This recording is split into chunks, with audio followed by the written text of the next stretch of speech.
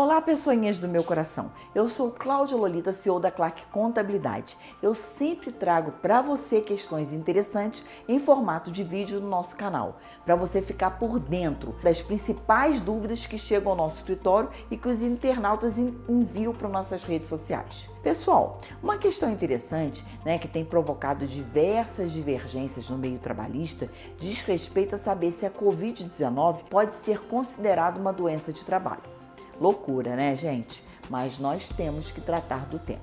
O tema, pessoinhas, é complexo, mas muito importante para o mundo do trabalho nessa pandemia da Covid-19, que pegou todos de surpresa, cabendo registrar, de início, que nem as empresas, nem os trabalhadores são responsáveis por essa pandemia. É lógico, né? Porém, sua eclosão vem provocando e vai provocar ainda muitas consequências, inclusive nas relações de trabalho. Uma delas é sobre a responsabilidade das empresas por eventual contaminação dos trabalhadores e pelos danos que venham a ser causados a eles.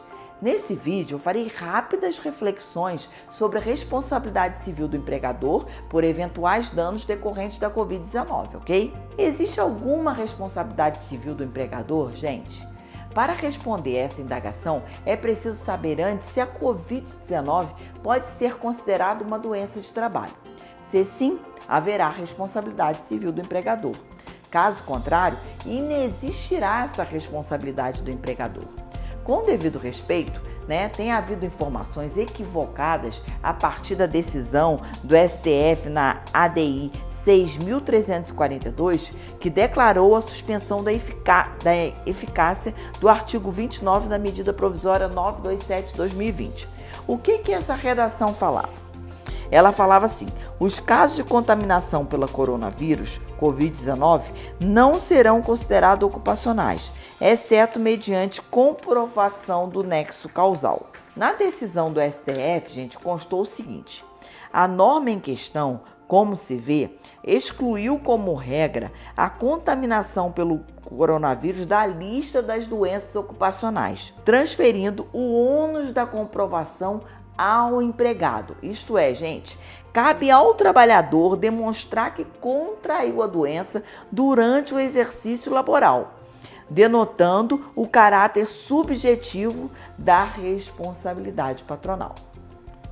O problema, gente, é que a previsão desse artigo 29 veio de encontro a um recente julgado do STF, que é o recurso 828.040, de 19/3/2020. Por que isso, Tudo bem que você vai falar assim, Cláudia, mas esse julgado foi quando começou a pandemia, ok, Mas a gente tem que tomar cuidado com a jurisprudência. Em relação à responsabilidade objetiva do empregador em algum caso, nesses casos. Nesse julgamento, gente, sobre o regime da repercussão geral, a Corte fixou a seguinte tese jurídica. Vou ler para você.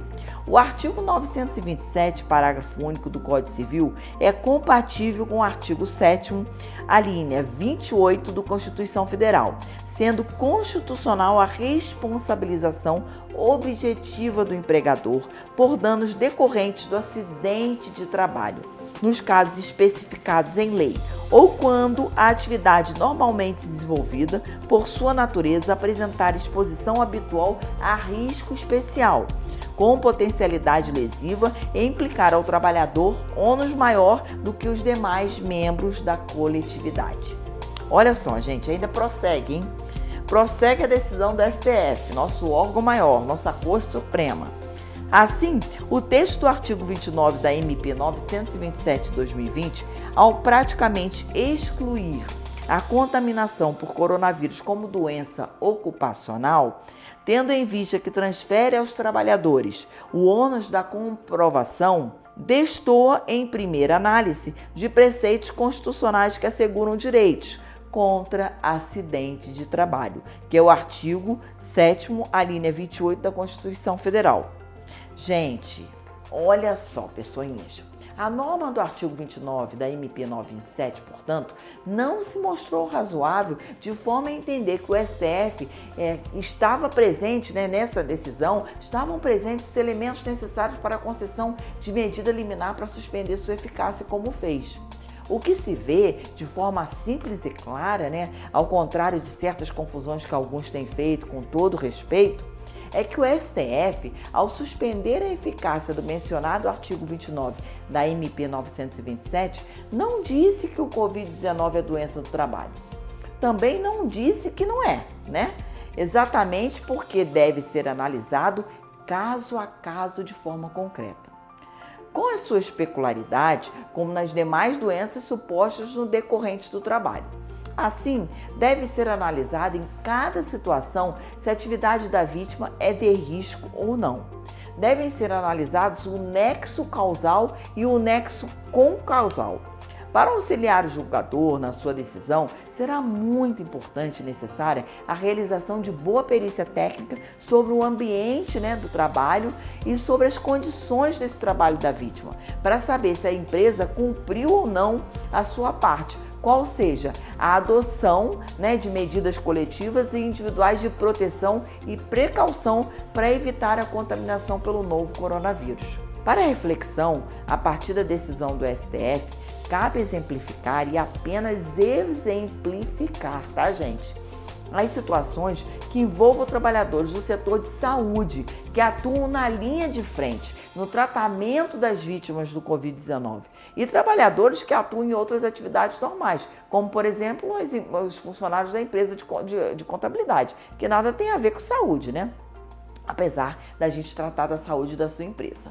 Na primeira situação, a atividade é de risco, Os profissionais de saúde é de risco. Na segunda, o exemplo que eu te dei dos funcionários do escritório contábil não é de risco. Na primeira, presume-se nexo causal. Na segunda, não. O que é nexo causal, gente? É aquela substância que deu causa ao motivo a qual você contraiu a doença.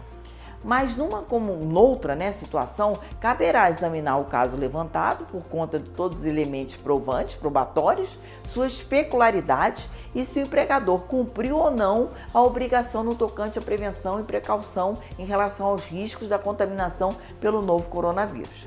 É isso, gente. Para salvo melhor juízo, ao prosseguir discutindo e refletindo a respeito desse tema tão caro e com tamanha repercussão nas relações de trabalho. É lógico que dados e jurisprudências vão surgindo, a cada dia e a gente tem que estudar todo dia sobre esse assunto.